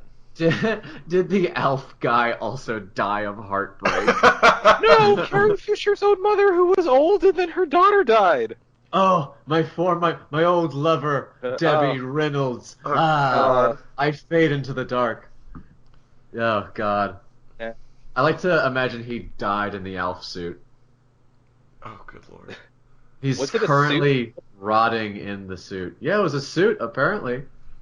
I mean, given the size of it, that's not, that hard to believe. Yeah. I never actually watched Alf, so I don't exactly know. I mean, originally liked to eat R2-D2 cats. was a person, so anything's possible. Yeah, That's and true. the actor for R2-D2 died recently, and nobody even knew. I got a lot of people being like, "No, I thought it was all puppeteer." And I'm like, "No, there was a real man in there." No, He sweat died. his ass off. I knew Kenny Baker died. Because Kenny I Baker? actually have his Oh, I fucking forgot autograph. about this. My guy. Oh God, here we go. I have his autograph. I have his autograph, and I have the guy who was in the Vader suit. I have David Prowse's autograph. Oh, no shit. Which, that's the only interesting thing I own. The rest are just saltines and mustard. That's all. That's all I own. Are just those signatures and crackers and condiments. Great. So What an interesting man. anyway, I'm very cold and outside on account of being the saltine baron. Yeah. Oh God. Keep those autographs close to you for warmth. I'm burning them right now. It burns warmer with love. Uh-huh. Yeah. Oh God, All right. I'm picturing that like little match girl. No, don't do this to me. Okay, I guess we've gotten completely off track. Yes, we have. I just wanted to say real quick about how while I was staying up all night, drinking a lot of tequila, actually Oh. trying to get like some senior project done in college, I was like watching the Disney animated Little Match Girl, and I just broke down fucking crying for like 30 minutes Oh at 5 no. fucking morning. And I Snapchatted it to people, and they were like really alarmed. They were like, "What happened?" And I'm Yeah, like, it was alarming. "Oh, she had a family." It was Oh, alarming, okay? Oh God, I'm getting misty right now, even just All right, thinking about it. Oh so, my god. back on track. Veer away, Right. veer I away. think we're wrapping up that bit anyway. Yeah. I was just saying it. To me, it's a pattern I've noticed that when an ideology comes into power, even the fringe elements that will piggyback that into like authority by the transitive property almost, and they will try and wield that much more harshly, and that leads to, I guess, reaction groups popping up, and then those groups come into power because people get fed up with the BS of the other group, and the cycle continues. And that's how you get the crazy Christian fundamentalists, and that's how you get the crazy archetype of the SJW, which, eventually I'm going to come up with a term that doesn't make me hate myself when I say it, but those there are people like that. I have met people like that who just it's so irritating. Gotcha. There's like it's no critical thought there. It's just like very like intellectually empty moral platitudes and firebrand statements that make no sense. Yeah. Yeah, goddamn. Yeah. But well, I feel like we're fucked. We're all gonna die. We're gonna be in the camps this next year. Yep. And good. That sounds great. Sorry, did I veer away? I'm a little. Yeah, I noticed. A little bit of whiskey. So Yeah, no. moving what on are you drinking? to Whiskey? I think our What do we last got? Whiskey. I got some bullet. our last bit where we can Nice. probably talk about Fuck politics. where we can probably Hold on. talk about memes. Talk about memes. Oh is yes. is this thing that happens where people like to colonize and then try to become the gatekeepers of cultural spaces, in as if they've always been there. And I threw up some examples, but you can really point to almost any subculture and see examples of this. So like nerd culture, you have like you have that whole fucking Gamergate non-issue that happened a few years ago where Right. it's like, oh, the social justice warriors are taking over our video games and comics. And to some extent, yeah, there's some BS pandering going on, but it's not profitable, so they're stopping it and going back to the straight white dudes all over the place type of thing. But Yeah. Can and then you believe have that? like Bible comics that are doing the same thing on the right. So, And then there's music where you have Christian rock, and then you have punk, which is like the opposite of that. And so, and then, education, people trying to get in on the ground floor of brainwashing for their own political agendas. So, Where are we going with this? You're I don't kinda know. losing me. It's just another thing I've noticed that, people like to say, oh, it's these culture wars, but at the end of the day, to me, it's just like let people enjoy the shit they want to enjoy when it comes to entertainment. When it comes to education, of course, that's a more serious issue of like, Andrew, you probably remember this because we were in high school when this happened, but do you remember Right. when the Board of Education tried to get textbooks pulled from, what was the name of that the course? humanities Yeah. curriculum because they had boobies in them. Yeah, and it was actually like Oh, my no. first instance of really low-level activism and being kind of inspired in seeing the results, even though it was very stupid and minor in what happened and how it was averted. But it was essentially, people, very religious, conservative types were complaining about art history textbooks having nudity, and so the Board of Education was going to be like, all right, we're getting rid of them. And people started writing in and calling into the Board of Education, and they kind of said, okay, fine, we'll keep them. Geesh, leave us alone. Right. Uh, Yeah, that was an interesting time because I remember as a furiously horny 14-year-old, I desperately needed those old mosaic boobs in my art textbook that I had to read 40 pages of each night. Oh, that Venus de Milo, what a looker. Oh God, that Venus of Willendorf, Jesus, nothing got me going more than she is the high Pietà. as thick. Boy, oh boy. Venus of Willendorf, thick AF. I want to fuck that carved rock, buddy. I'm Oh all my about God. that. What, no love for Jesus Michelangelo's David? Yeah. Okay, so not to give me that tiny wiener. not to. Okay, so to dig a little bit into this, I mean, boobs are goddamn nothing. You show boobs in a school. I was in a goddamn art history class at the college Dave and I went to, and they showed us some piece, some photography set, that were outside of the context of fine art would be tantamount to child pornography. This was a 12-year-old boy, fully nude, in multiple poses. You would not believe. Discomfort and everyone was wicked uncomfortable looking at this. Be like, oh, it's everyone was just the gritting, purpose to just make through their people... teeth, just oh, it's art. We have to look at it. Was the purpose to make people uncomfortable? Well, that definitely is an essay to write. That's for sure. But going back to the whole artificial... It's just a bunch of proclaimed self-enlightened kids in college just going, actually, I like this. I mean, that's a lot of people in college. Yeah. The people who proclaim that they're self-enlightened. God. No, I'm a total Duchamp nerd. I'll defend Duchamp to the death. But yeah. Well, circling back to, I guess, my own experiences with just being a giant nerd and nerd culture, there's a lot of this stupid cultural war bullshit on both ends of the spectrum where it's I remember a time where I could play video games and my sister could play video games and I could play tabletop games, and it didn't matter. The only thing that mattered was that you wanted to play, that you were willing to play. And then you get these neckbeards that are oh, boys only, girls are, yeah.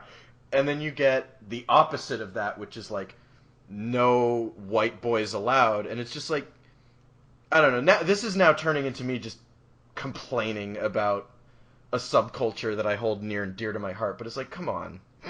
Right. Grow up. Let people in. I don't know. I just maybe I'm remembering it with nostalgia goggles, but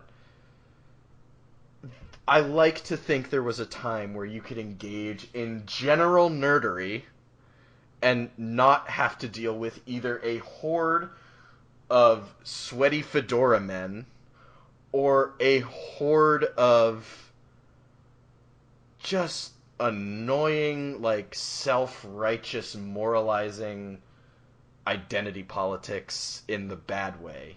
But I feel like that's sort of always been the case, where way back in the day, everyone who was a nerd was a fucking annoying neckbeard, and then the person who was trying to be a sort of moralizing gatekeeper was your mom. That's how I feel like it was.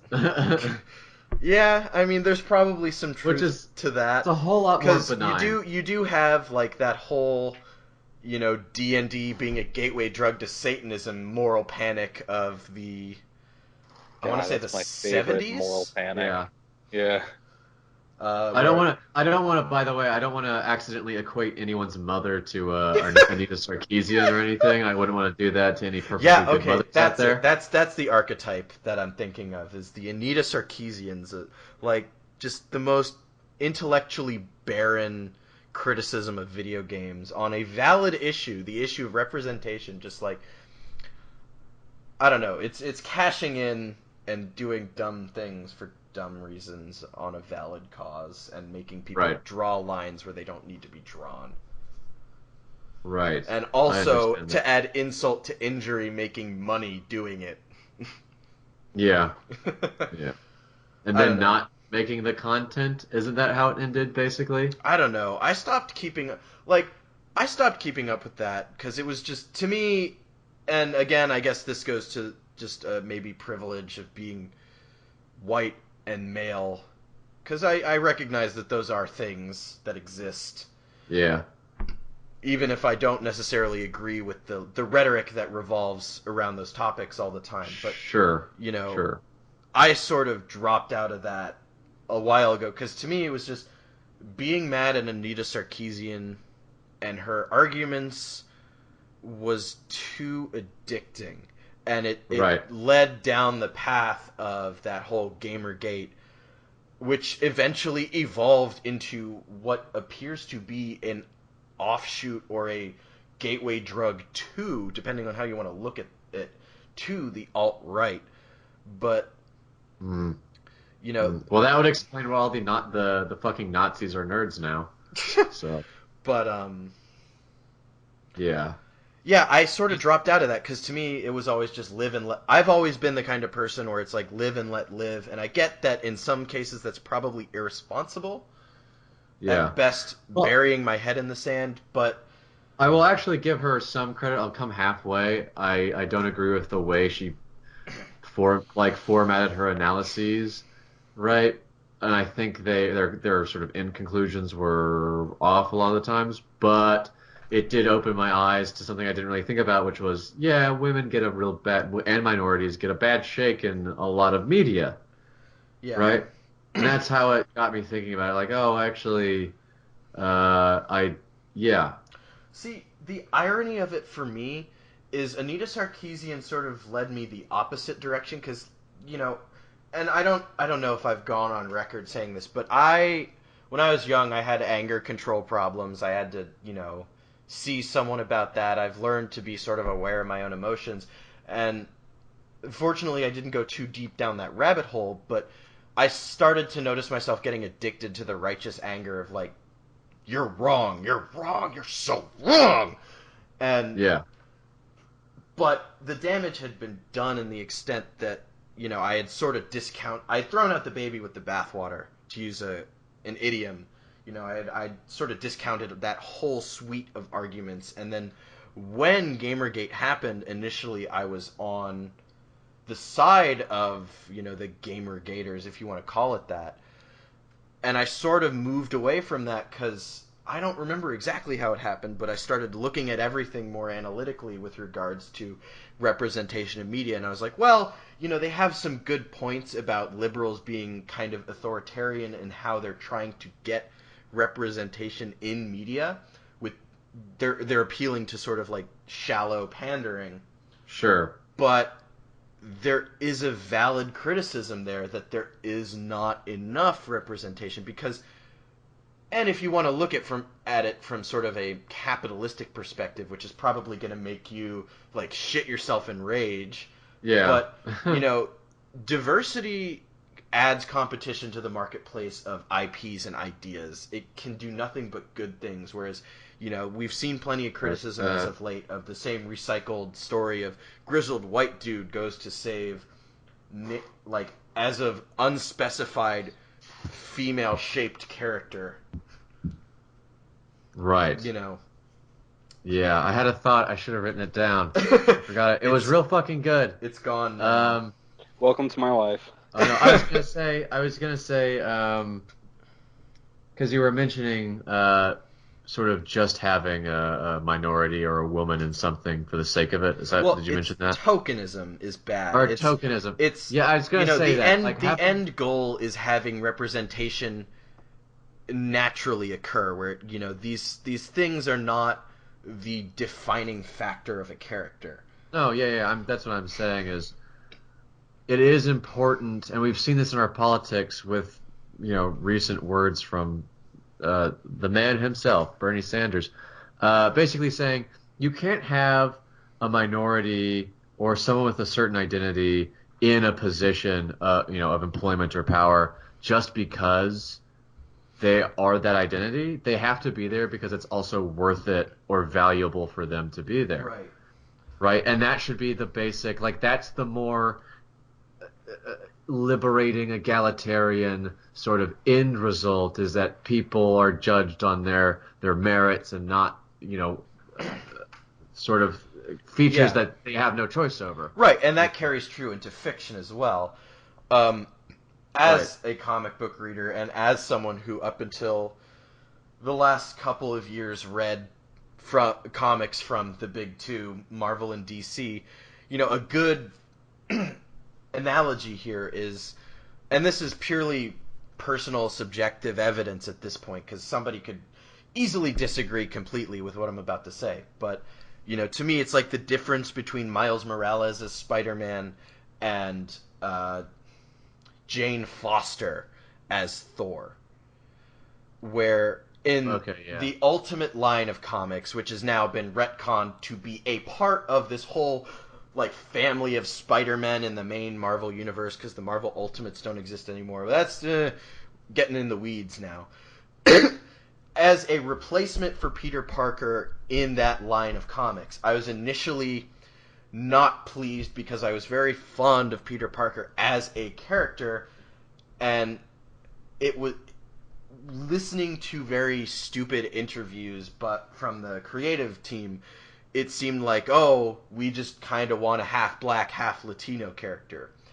And so I was initially very against it. But I kept reading, and Miles Morales was a fully realized character. He was not just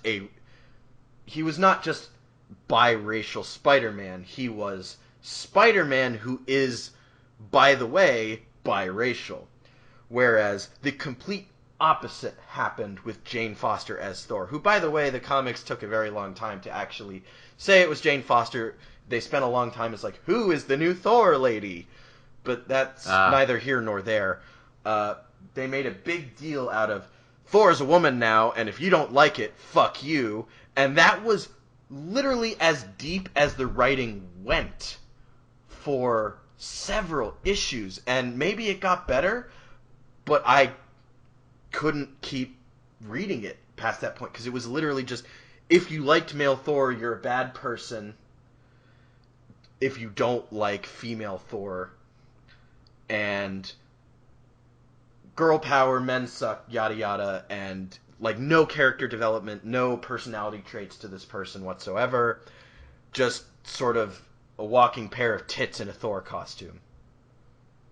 Right, and I don't watch comic books, so I don't really know.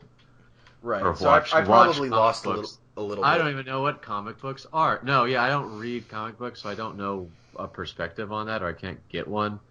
So I can't also analyze. You can't really weigh in on that. So I probably picked a bad instance. So sure, but Can we also? That reminds me. Can we laugh about how ridiculous it is that a bunch of sweaty nerds with small dicks got really upset that Tracer ended up gay on Overwatch? Oh my god! I can't believe. I was under the impression supposed to have been fucking Winston the gorilla. Right? I was under the impression that not many people were that upset by it. Oh, I've seen some shit. I've seen some feathers getting ruffled. That just goes back to my original point. Why do we need to make a big deal about it? And I guess, that's because sort of circular reasoning. They think their fake video game waifu doesn't want to touch their wiener anymore, and so they're really mad because they can't take a fake character and make it do other fake things. Well, right? They're just upset that, I don't know. They don't dude, it's compared to what you're saying just now, the I was reading about like Japanese idol culture. These like Oh yeah, young that's so messed up. You talked about that how a they are lot when we did contractually radio. forbidden from dating people or at least be seen in public dating somebody because the idea that these musicians could be in a relationship with a dude like somehow like debilitates the fantasy of their fans that they like Oh, could that's interesting. something. And I guess that same concept applies to Tracer, where a lot of dudes are just like, if she's a lesbian, then she would never get with me, and my fantasies are Yeah. ruined. See, I guess But this is just me I being can bet you disconnected that because those dudes still watch like I would lesbian say porn and shit. I Like, would they say Tracer gotta. is a great example of representation in media where she is a fully fleshed out character, or a character that is still being fully fleshed out, and is not defined by her being gay. Like literally, the Yeah, whole that gay was just thing like a side note. Like, and this was is literally so, a minor because I plot point of the comic that's revealed in.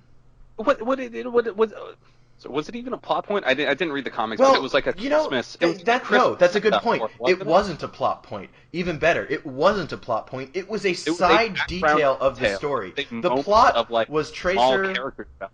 Yeah, the It was plot the point of character development for Yeah, sure. the That she first off was dating somebody, because if they showed Widowmaker dating somebody, you'd just be like, wait, what the fuck? Like Tracer is like a normal person with a normal outside life outside of Overwatch, and she's dating somebody, and that somebody also happened to be a lady. right. Well, I Sorry, still think you it's make a very fundamentally good funny. point. It wasn't a plot point. The whole plot was, Winston has no one to celebrate Christmas with, and Tracer's late because she's shopping for. She's trying to find a present, and then she finds one, and she gets to Winston's Christmas party late. That was the plot. That's like a second grade like chapter book plot. I My mean, God. yeah. I think it's funny just the concept that there are video game comics and people are getting their dicks in a twist over that. I think that's hilarious. Yeah, I But mean, on the I guess upside, the I'm sure big- there are some very elated lesbians out there, perhaps. I don't know. Well, No, because no, I think because exactly for every one dude who's like butthurt about it, there are like a good bunch more people who are just like, that's great. I feel I'm seeing me. validated. I feel myself like, I can Yeah. relate to this heavily. well, Some dudes just like, I can't relate to See, this. I can don't- really relate to I me don't imagining- understand why people have to make such a public ordeal of it, and I think that's part of why, like, these corporate storytellers, like comic creators and TV and big TV and film, are so risk averse, is because it's such a controversy every time, something vaguely different is presented. Mm-hmm.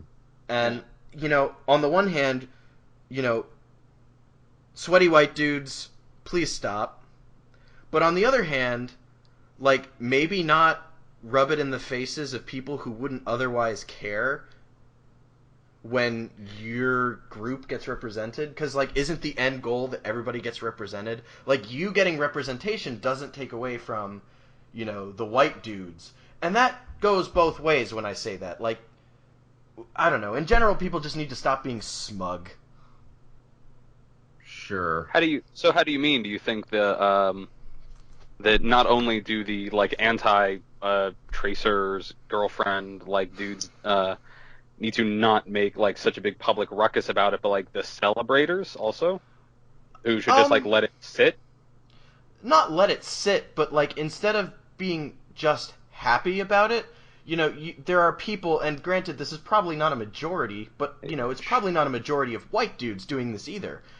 But there are people who say, "Oh, fuck you, white guys, we got one," and it's like, okay, like that is not how this works. I think that's a wild minority, like very wild minority. I think most people are just to themselves, proud to see themselves represented. Right, and that's fine. But yeah, I don't know. What I was gonna make a further point, but yeah, it's just it seems very weird to me. I don't understand the psychology of somebody who makes Tracer their waifu and not fucking Mercy. Am I right? God damn. Dave, real quick, check on the status of the recording. I popped out for a sec. Just like wanted It to make restarted, sure it didn't but drop. it's just generating audio files, so I'll sift through them and Okay, give you good. the relevant ones. Yeah, you give me all of them. I'll splice it together. Okay. Yeah. So Mercy, right? Are you serious? Okay, no, but Exactly. can we talk about May, please? Because May is the best one. We're gonna get in a now it goddamn comes into fist fight. waifu talk. What if it turns out that Mercy and May are in a lesbian relationship, and then we get all sweaty and red and mad? We're like, I would not be "Oh, sweaty and dang mad. it." I would be I would very be so okay sweaty. with this development. I would be soggy. I'd be so fucking damp. Okay, well that can either be with disapproval or approval.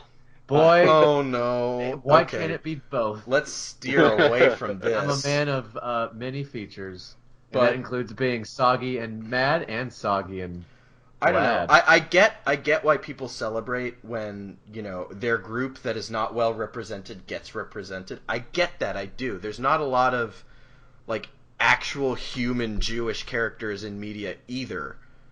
Human Jewish are there like Jewish animals in media? I mean, have you watched a Disney movie?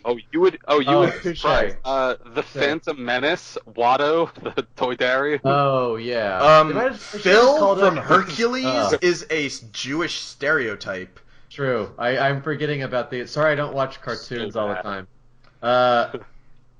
God, they Like- should have just called Watto Schmoyle. And, Let's get like, over when I it. say Come on. human Jews, I mean just normal people who are Jewish. Like, Right. take Tommy and his family from Rugrats. They were good, they were people who were Jewish. They were not Jews, capital Yeah. J. But, I get the excitement in seeing a group you belong to represented. But I also think we need to take a step back and realize that, this is all fiction. And, I think when we fixate too much on this, we undermine the human capability for empathy, which is that at the end of the day, we're all people. If we keep obsessing over all the labels, then it becomes an issue, I think. Yeah, I can see where you're coming from. But I think my sort of end point is that there is a reason for certain underrepresented groups to form coalitions amongst themselves to say, we're mad and we're going to be unapologetically pleased when we see ourselves represented. Right, no, I'm saying I understand that. Right. I'm just saying we need to recognize this, but we can't be fixated on it. Because when we fixate on it, it becomes a point of contention, and then you get this bullshit. Right.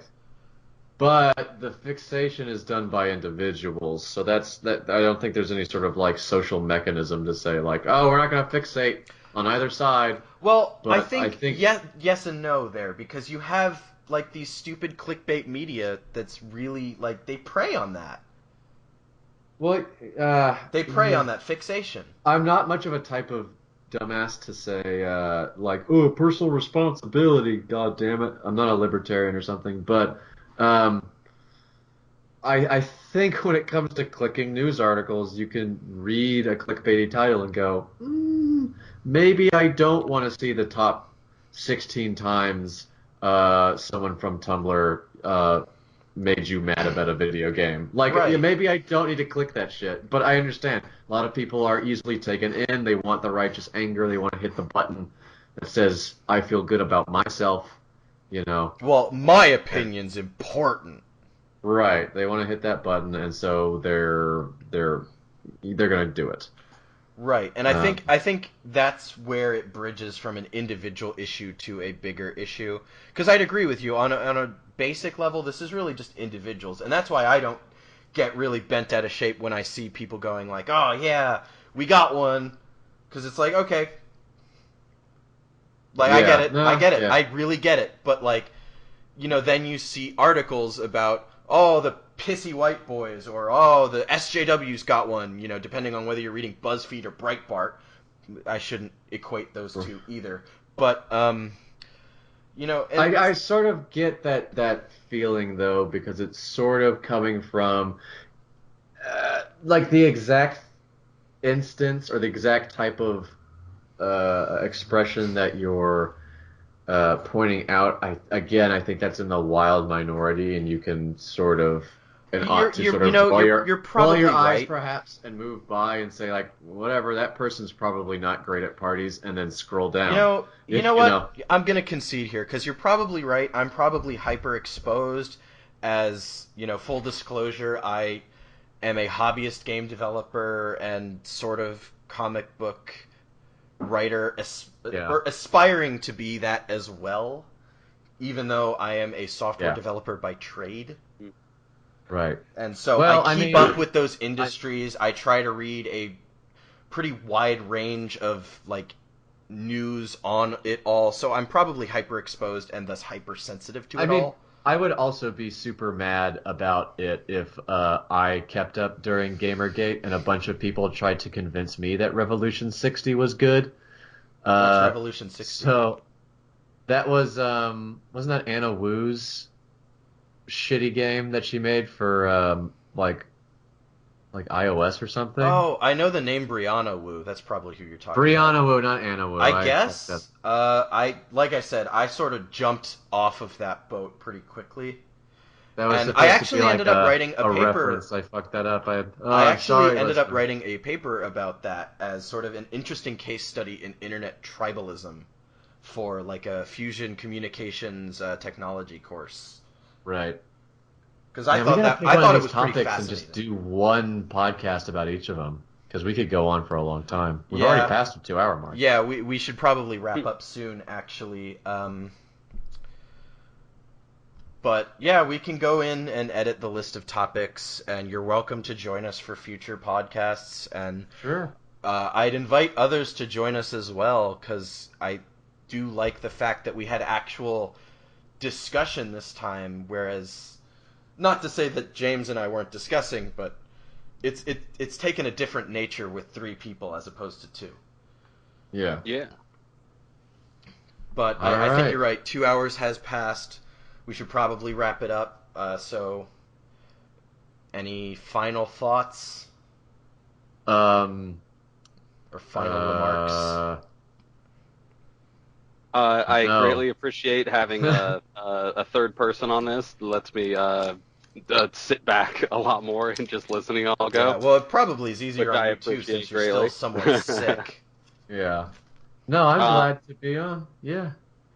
We'll see how the editing and the audio quality of this goes now that we are recording through Skype calls. Yeah, this is going to be interesting. I do have a Discord server that I'd hate to force people to use Discord because I know people use Skype more, but if this doesn't go out so well, it would... I mean, heck, we could still talk on Skype, but everyone would need to, if we go back to that method, everyone would need to record their own tracks on Audacity. Well, I was going to say this would be farther off in the future, and I'm going to end the recording now, actually. Okay.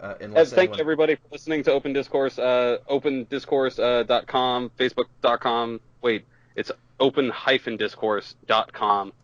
Yes. Facebook.com/Open Discourse. We have a Google Doc for our a Google Docket up there that you can throw. Yeah, you know what? I should pin and everything on. Facebook if you put it up page. on the top, you can probably trick us into talking about it sooner. So if you want to be real sneaky. Yeah. Sneaky. Make it look like we wrote it, and talk to us about anything. Yep. That's all. I'm Hell Jay. Yeah. I'm gonna go eat a plate full of waffles. Okay, well. Bye. And I'm gonna not eat a plate full of waffles. Hey, this is Jay. As a real quick footnote, the song we've been listening to at the beginning and end of this is Drop Top by Ryan Little that I found on the Free Music Archive. So it's, free, Creative Commons. Feel free to look up Ryan Little, check him out. And, use the Free Music Archive for your free music that you need for podcasts. All right, thanks for listening.